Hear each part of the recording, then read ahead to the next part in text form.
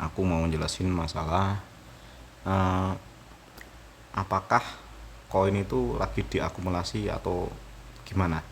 Jadi di sini kemarin kan aku udah jelasin ini ya, ada 4 video tentang OPV ya. Jadi cat atas ini, yang bagian atas, yang atas ini ya. Ini yang cat pergerakan koinnya, harga koinnya. Sementara yang cat yang di bawah itu OPV.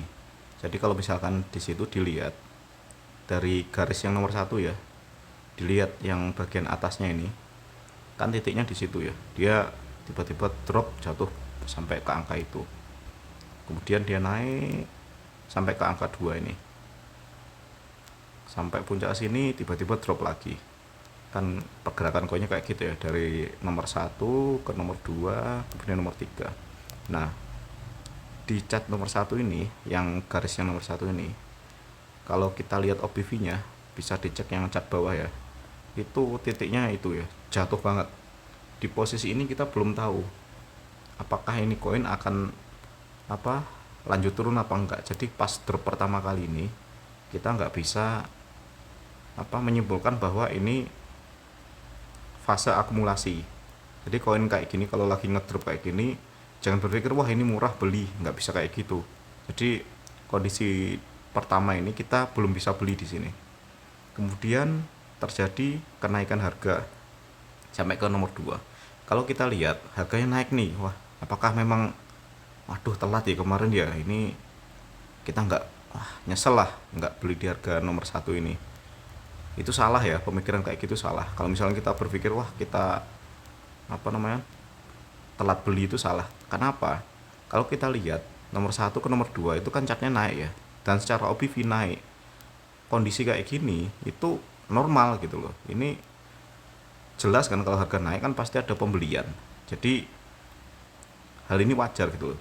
Di nomor 1 ke nomor 2 itu kita nggak bisa nganggap itu sebagai fase akumulasi. Nah, kemudian dari nomor 2 ini dia sampai naik ke sini ke angka 44, kemudian drop lagi sampai ke nomor 3. Nah, sekarang di posisi ini keadaannya berbeda. Nomor 2 ke nomor 3 ini berbeda. Kalau kita lihat harganya kan sama. Tapi kalau kita lihat OPV-nya, coba perhatikan cat yang bawah. Itu kan aku bikin garis vertikal ya. Kalau kita lihat kondisi waktu di apa di yang nomor 2 ini, OBV-nya di situ. Sementara pas nomor 3 OBV-nya di situ. Di situ kelihatan ya. Jadi dengan harga yang sama ternyata permintaannya naik. Artinya apa? Berarti harga ini, harga yang di nomor 2 ini adalah harga yang diinginkan. Nah, disinilah, di fase inilah kita baru boleh beli. Jadi kita nggak bisa spekulasi, nggak usah berpikir bahwa wah nggak beli di harga 1 sih, nggak bisa kayak gitu. Jadi kita harus perlu konfirmasi bahwa memang ada permintaan di harga itu gitu. Jadi sebenarnya aku nemuin teori ini itu nggak sengaja ya, kemarin gara-gara nyangkut di future, aku pakai OBV, pokoknya mikir macam-macam gimana nih biar selamat gitu loh. Kok aku kemarin nyangkut di 9 koin, dan itu aku lihat secara OBV menarik sebenarnya, cuma ternyata OBV itu butuh waktu ya untuk ini fase akumulasi ini. Kita nggak pernah tahu ini seberapa lama. Tapi kalau misalkan memang si koin ini dalam fase akumulasi, nah itu kita boleh nyicil. Tapi kita harus tahu harga yang diminati pasar itu dari mana. Ngeceknya dari mana? Ngecek OBV-nya. Terus yang terpenting lagi itu masalah time frame. Time frame yang boleh dipakai itu minimal 1 jam. Cuma kalau misalkan 1 jam ngerasa banyak jebakan, kita boleh pakai time frame 4 jam. Intinya kalau untuk spot kita sangat perlu melihat OBV ini, karena di sini kita bisa lihat di fase akumulasi ini kita nggak pernah tahu memang berapa lamanya, ini kita nggak pernah tahu. Cuma sekalinya boom ya kayak gini, seperti yang terjadi di dot kayak gitu ya kira-kira.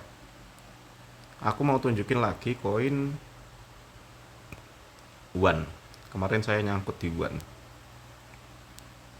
Mana One? Nah, ini kondisinya persis. Kalau kita lihat di posisi ini, dia pernah drop di harga ini, di fase ini, di titik ini ya, di harga ini orang udah mulai akumulasi sebenarnya. Tapi ternyata ada orang yang ini, kalau kita lihat OBV-nya kan naik nih, harganya sama tapi OBV-nya naik, tiba-tiba drop parah sampai situ. Dan sekali lagi di fase ini orang akumulasi lagi nih. Jadi kalau menurutku untuk saat ini koin yang menurutku paling potensi yang belum sempat boom ya One ini. Kalau mau mulai nyetok spot ya silahkan. Aku sih lumayan nyaranin untuk koin ini ya, cuma untuk boomnya kapan aku nggak pernah tahu, dan dropnya sampai mana aku juga nggak bisa tahu. Sebenarnya itu bisa dihitung dari Elliott Wave sama ini ya Fibonacci ya, cuma aku belum terlalu jago di situ. Kalau misalkan nanti aku udah mulai bisa memahami konsepnya, nanti aku share lagi ya, kira-kira kayak gitu ya, semoga bisa dipahami.